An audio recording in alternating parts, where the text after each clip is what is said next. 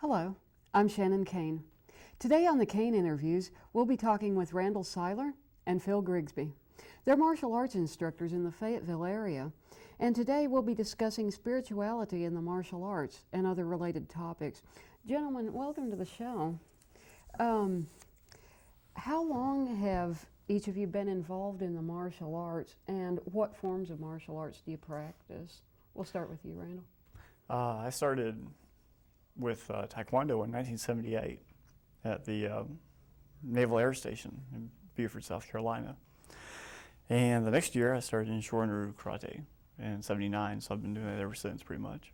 Mm-hmm. And Phil, how about you? Well, I've kind of trained in fits and starts over the years. So trained for a few years, and then quit for a few years and trained for a few more in a different style. So I've done a lot of different styles. Altogether, probably got about 12, 14 years of training. Okay. And currently do Shorin-ryu Karate. All right. And each of you hold black belts. Could you say in what style? I have a second degree black belt in Shorin-ryu and a first degree black belt in Tai-ho-ryu. Okay. And I have first degree black belt in Chung Do Kwan, which is the original style of Taekwondo. Okay. Now, some people feel that the martial arts are merely another form of sports, like soccer or baseball. How would you respond to that? It's hard to say that martial arts fit one category. There are so many. There are probably thousands of different martial arts. Mm-hmm. And some of them are very sport-oriented and really have very little use as far as self-defense. And some of them are very self-defense oriented and have very little use as far as sport. So if a person's interested in competing in a martial arts manner, you can get into judo or Olympic Taekwondo, sports like that are very widespread, very popular. There are other styles that are not as well suited, that are more combat oriented and don't really lend themselves to competition, though some people will try to compete with them. Mm-hmm. There are also martial arts that are almost completely spiritual. Archery, Kudo in Japan, Tai Chi. Although Tai Chi has martial aspects, you don't really see them that much anymore. Outside of push hand competitions, that's kind of a different thing, though. Okay. Do you find, as martial arts instructors, that people are generally more interested today in the sport aspect of martial arts rather than cultivating a sense of spirituality from them? I'd have to say yes, because that's all they really see when they think of martial arts. They think of what they've seen on TV, and if it's kids, it'd be Ninja Turtles or Power Rangers or something like that. And adults would see, they might see some of the kickboxing on ESPN2, or they most likely have seen Steven Seagal movies or Chuck Norris, and they come in seeing more of the physical thing, so they don't really come looking for anything beyond that. There'd be the rare student that does. Okay. Can one be a practicing Christian and a martial artist? There are a lot of websites and organizations now promoting karate for Jesus. How do you feel about that? Well, I have some pretty strong opinions on that, and I think Phil has some differing opinions, but I'd say no. The short answer is no. If you could probably be martial artist and Jewish, because I've heard people on the CAT actually cite Old Testament things as reasons that they could be martial artists. The Jewish people would go into a village and kill everything that moves, and that's a pretty martial thing to do in the old days. I don't think you would follow Christ and do that. I think it's two different paths. That's just mine. What do you think, Phil?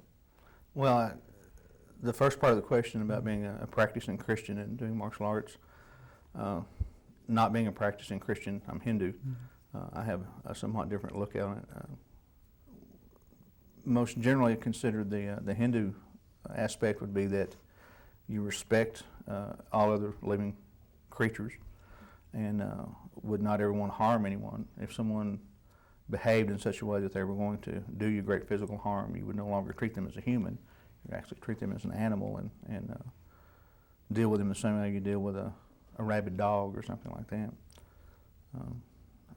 it just is kind of a, I think, cross purposes to try to be a very Christian individual and to be a good martial artist.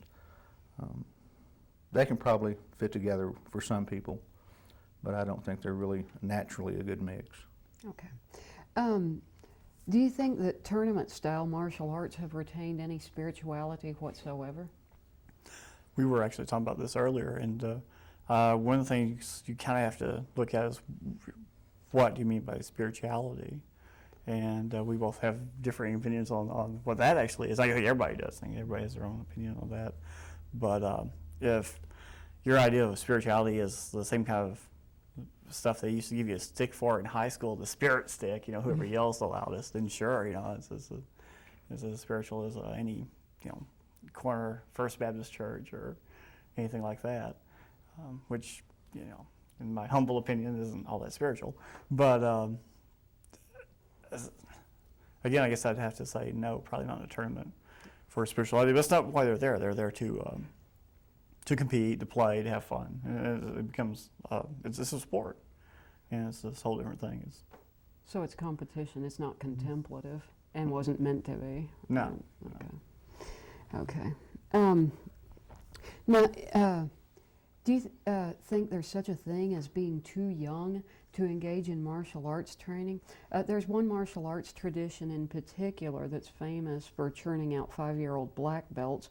At what age is one mature enough to consider seriously pursuing martial arts training? Somewhere I have a picture of Bruce Lee's son practicing kicks with his father when he was 3 years old. And he went on to become a very fine martial artist. I think that as long as you consider the age of the student, anyone can practice in some way or another. Little kids have very short attention spans. They don't have a lot of flexibility or coordination, balance, things like that would be required to be a serious martial artist. But they can certainly start becoming familiar with it and kind of growing up in that discipline. A lot of schools will award color belt and black belt ranks to children, and I think that's okay as long as they're recognized as junior ranks. And if you get your black belt when you're 8, you should probably have to retest again when you're 15 or 16, which to me that's about the earliest you can really consider yourself a serious martial artist.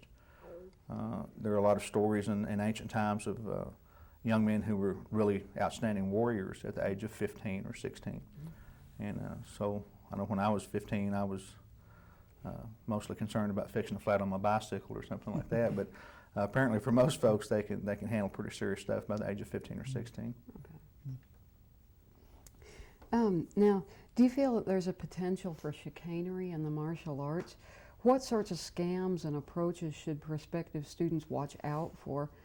What are the warning signs of a bad martial arts instructor or school? Anybody who guarantees that you'll achieve mastery in 12 easy lessons, or for X amount of dollars you will become an expert or a master, or any instructor, I guess, who's jumped from, say, a 2nd or 3rd degree black belt to a 10th degree black belt in 12 months. Anybody who has and they're like 16 years old. Those are kind of warning signs. Instructors who show up every other day with black eyes and broken noses, will probably have problems. What do you think, Phil? Yeah, there are a lot of opportunities for people who are not entirely honest to set themselves up as martial arts experts. And anyone can hang a shingle up saying they teach Jade Dragon Kung Fu or Miyagi-Ryu Karate or whatever, and to an unsuspecting public it sounds pretty legitimate. I knew a fellow who was about 18 years old and had I think he developed or had worked his way up to a green belt in Taekwondo, and he had watched a few classes of Muay Thai and Jiu-Jitsu and stick fighting, so he formed his own system, promoted himself to 7th degree black belt, and declared himself a master. And he actually had some students for a while until they figured out that he was pretty much a joke. And I've run across a few people that had pretty inflated claims of what they could do and that sort of thing. So it's kind of buyer beware. One of the main things to look out for is folks who are very young and claim a very high rank. If they're 23 years old and they claim they're 8th degree black belt, there's probably something wrong there. Okay. Another thing that I would think one might watch out for is a heightened sense of authoritarianism. Somebody who says it's my way or the highway, somebody who is almost belligerent toward their students. I would think that would be a bad sign. Yes, it would in our culture and in this time. Traditionally, and if you were to really get the bug and go live in Japan or China, you would be talking a different story, because there, if you actually got taken as an indoor student from a real expert, then he would probably teach you treat you like crap for 12 years. You'd be fetching his water, and you'd be basically his slave, and that's kind of the way they perceived things. That's the way they thought that you should teach. Of course, obviously, that would not make you much money if you had a commercial endeavor going on, and that's why it changes. One thing about our area, about Fayetteville and Springdale, we're really kind of lucky, and we have a bunch of really good martial artists in the area, and pretty much anything you'd want to do, you can do here, and with some legitimate instruction, which makes it really unique, not only for Arkansas, but also for communities across the country. And a lot of places I've been, there's not that much available. I mean, as far as Arkansas, next to Little Rock, Fayetteville probably has as much really good, national and worldwide quality type martial arts. Like Mark McFan is a good example of somebody here in town who's has world-class credentials and impeccable. Just an ace of a guy. This is really good and really nice. Some schools probably give out black belts a bit too easily. What do you feel is the minimum amount of time that a student should spend learning the martial arts before being awarded a black belt? Well, that would depend a lot on the style. I think to most people's way of thinking, black belt means that you're well versed in all the basics of the system. It's generally considered that at first degree black belt you have just become a serious student, and at that point you should be able to demonstrate most of the techniques with some proficiency. And some systems just have a lot more techniques than others. There are sword systems that you can become a black belt in legitimately in 1 year's time because they only have 8 techniques. Muay Thai is a system that has very few techniques. Then you see other systems like most of the Kempo systems. They will actually advertise their system by the number of techniques they have. And one school will say, well, we have 253 techniques, and the guy down the road's got 267. So they generally take a little bit longer. On average, the average person should be able to get a black belt though in about 3 to 5 years, I would think. And at that rate, they should be able to, pretty much show what the style's supposed to look like, and hopefully be able to at least defend themselves against one unarmed attacker. And one thing to keep in mind too is there are a lot of styles that don't even use the belts. The belts are strictly a Japanese invention, or sort of affectation, but it's strictly something that came from Japan, and Chinese people don't, the Chinese styles don't even mess with them. Although some of them have, since they came to the States and have become, again, commercial ventures, they've put steps in so the kids and the parents will feel like they're getting something for the money. But traditionally in Kung Fu, it's just length of time. You either know it or you don't, and you find out when you cross hands. Yeah, Americans like belts, and some schools will take great advantage of that. You start as a white belt, and then you get a yellow tip, and then a yellow belt, and a green tip, and a green, and you've got a dozen steps up to black belt. And that all-important camo belt. And the camo belt, and so that's the way it does have the advantage of keeping some students' interest up, and giving them a short-term goal to work for. Well, I've got that test for orange belt next week. I've got to work on this kata. It also gives the instructor opportunity to make a lot of money if they want to, because usually a testing costs about $20, and so it's kind of a double-edged sword. But it is more of an American thing. Americans like belts.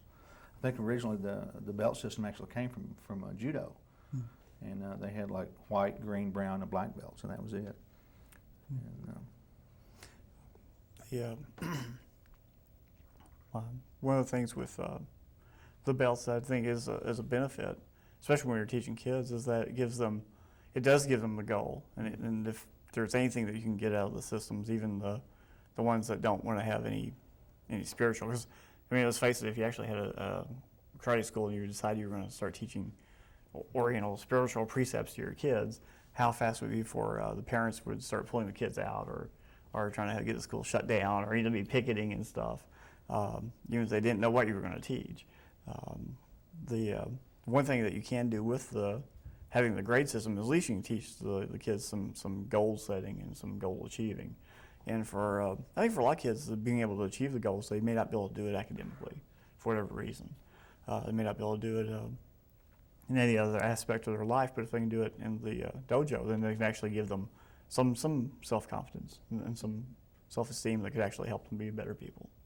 And I've seen folks of all different ages that had various personal problems that seemed to get at least somewhat better by advancing in a martial arts class.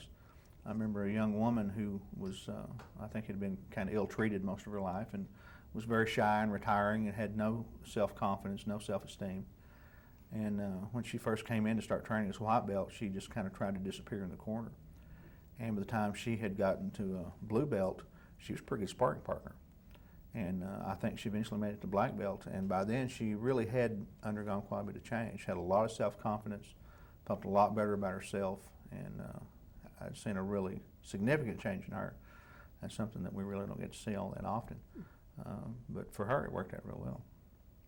And martial arts is also an endeavor that people who are handicapped can participate in. And whereas they may not be able to be on the school football team, or track or baseball or anything like that, they can actually train, get physical training and achievements through martial arts.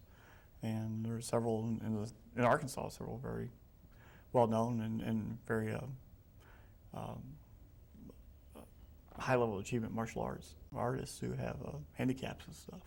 So it's just not unheard of, certainly in our state. There's a gentleman who, when he was a child, had polio. And as he grew, one of his arms didn't grow. And so as an adult, he had this very small, very weak arm. He can hold his car keys with it, and that's about it. And I've always assumed that because of that disability, he started training in martial arts.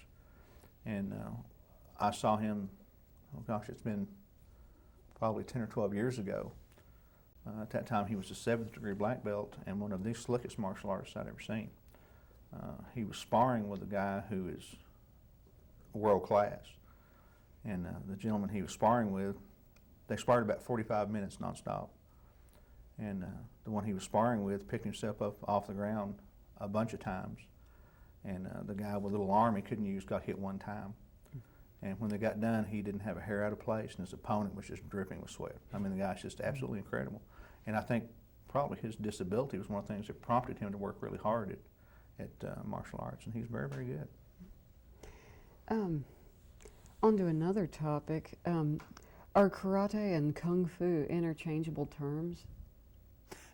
Not really, because karate now it means empty hand, and it's a Japanese term. Before 1930, it meant China hand, and as they were winding up for World War II, they decided to take out all the Chinese references because they were invading China and they didn't like China. But it basically means empty hand. It's a Japanese term. Kung Fu is a Chinese term, which means basically it's hard work and skill. And you could have good Kung Fu as a cameraman or as a gardener or even a carpenter. It just means you put in some time and hard work and you have skills to show for it. Okay. Are there really noticeable differences between Korean, Japanese, Chinese martial arts?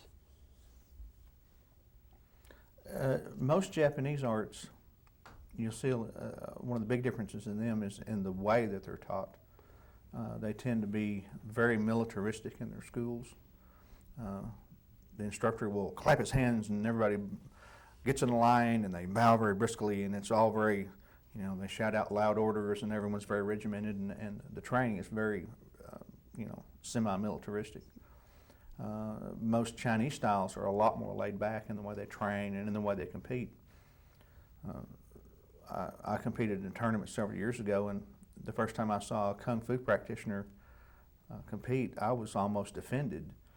Everyone else would walk very briskly up to the ring. They would bow smartly to the judges, and they would stand at attention and announce their name and their style and their kata and ask permission to begin. And it was all just very, it's like something you see in the movies. And the Kung Fu guy, he just kind of wandered up there scratching his head, did his thing, turned and wandered off. And I thought, boy, that was disrespectful.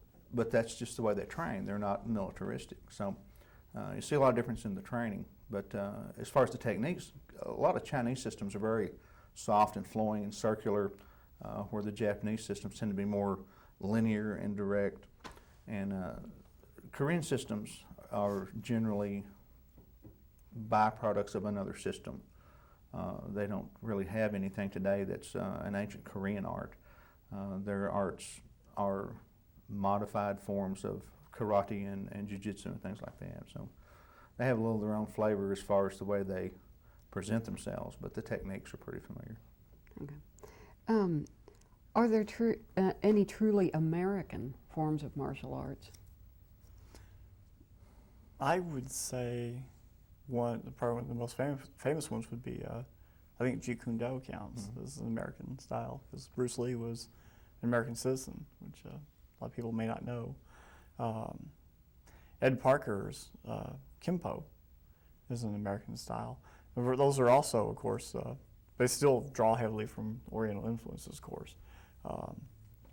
As far as just straight up, fighting martial systems that came from America, other than the drive-by shooting, I don't think we've really come up with one yet. What do you think, Phil? Boxing is actually, most people wouldn't put in the category of martial arts, but when it comes down to civil self-defense, a good boxer can handle himself pretty well. And I think a lot of boxing's techniques were actually developed in the United States. You saw pugilistic forms in France and England and places overseas that they use different kinds of stances and different kinds of strategies. And in Jeet Kune Do, which I trained in for a while, we would refer to that as Western boxing. And the techniques are so effective that Muay Thai, which is kind of the national sport of Thailand, it's a kickboxing style. In the United States, they use boxing techniques for their hand techniques. And then the kicking techniques are the old Muay Thai kicking techniques. And so by adding in the boxing, they've made it a really, really, really good art. But yeah, I think most people wouldn't realize that Jeet Kune Do is actually something that was developed in the United States. When Sejong Lee moved to Washington State, he initially trained in Wing Chun Kung Fu, but he didn't know the whole system. So he was not going to advertise that he taught Wing Chun Kung Fu. So in his first school, he said that he did Jun Fan Kung Fu, which Jun Fan Kung Fu just means this is the way Bruce fights. Jun Fan was his name. And as he developed and changed things and added things, he was talking with one of his top students one day, and Danny Inosanto, and they decided, well, way of the intercepting fist, that's kind of cool. What would that be? That would be Jeet Kune Do. That'll work, that's the name of it. And which is a system that's still going strong.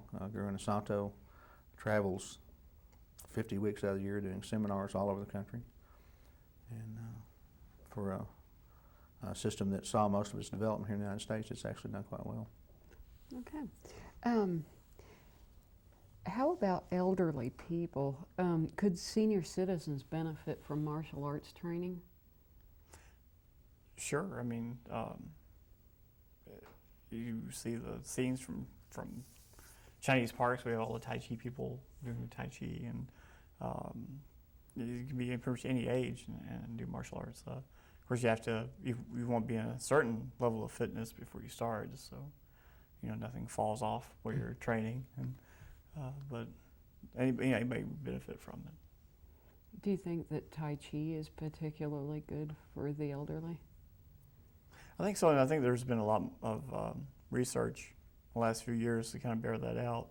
I was reading a national safety magazine at work the other day, and they were even talking about Tai Chi as particularly being a good exercise for elderly people in regards to developing balance skills and preventing falls, which are a big problem with the elderly. and they thought they were citing Tai Chi training as a good remedy for that. Okay. Is there a specific type of martial art that would be more geared toward beginning students, or do you think that they're all equally suited for beginners? Depends on the person. There's so much out there. I mean, some people want to win trophies and want to be an Olympic contender, and some people just want to lose a couple of pounds and be able to pretend they're Steven Seagal on the weekends at Club West. Or, there's just different people out there, and they have different goals. Yeah, I think a lot of it would depend on the age. Someone who's at a very competitive age, from like 16 to 25 or so like that, they probably want to get into something that allows them to do a lot of tournament competition. Tournaments are a blast. I did them years ago and saw a lot of interesting stuff, met a lot of neat people, and it's a lot of fun. And there are other folks that are not competitive, and they just may want to do something that is more just self-defense oriented. You get into older folks, they're not going to be able to do handsprings and backflips and flying sidekicks. So probably something like Tai Chi or Xingyi or Bagua, some of those styles that are a little softer would probably be more appropriate. But there are just so many good styles out there that it's dangerous to say, well, this style is better than this one in any respect. Some have more techniques and some have more emphasis on environmental conditions or things like that. But there's just a world of different styles, and you can take one style and pick 10 different instructors to teach that one style, and you'll have 10 different takes on that one style. So everyone tends to kind of change things up a little bit as they go, which is how we get new styles. If you were asking about somebody who is interested more in spiritual aspects, then it's better to go to one of the softer, more internal styles. Less interested in spiritual, go for some of the more harder external stuff. And then there's ranges that are right in the middle. Shorin Ryu one is right in the middle. It's a hard and a soft style. Some Shorin Ryu schools are strictly hard as rocks. And I haven't seen one that's much softer than what we do, but I've seen them a lot harder. And I think the softest end of the scale would be just Qigong and Tai Chi. And again, those are things that are readily available here in Fayetteville, which is really neat, because a lot of times, in a lot of communities and stuff, you don't have those resources. I've actually heard physicians in the area recommend to their patients they should take up either yoga or Tai Chi for health reasons. And when mainstream medicine is starting to recognize that Tai Chi is good for you, that's a good sign. A lot of the background of Tai Chi is kind of cloaked in mystery. People talk about Chi, and well, you can't really see Chi, but they say it's there, but is it really, But there are definitely some benefits to it. So it's good to see the American medical system to recognize that, the value in Tai Chi and yoga and those sorts of things. I'd like for you to, for each of you to name a martial artist whose work has deeply influenced your own practice. If we're talking people that I've actually met, it'd be Walter Appleby, my sensei down in Dumas, in Taiho. It was a big influence on me.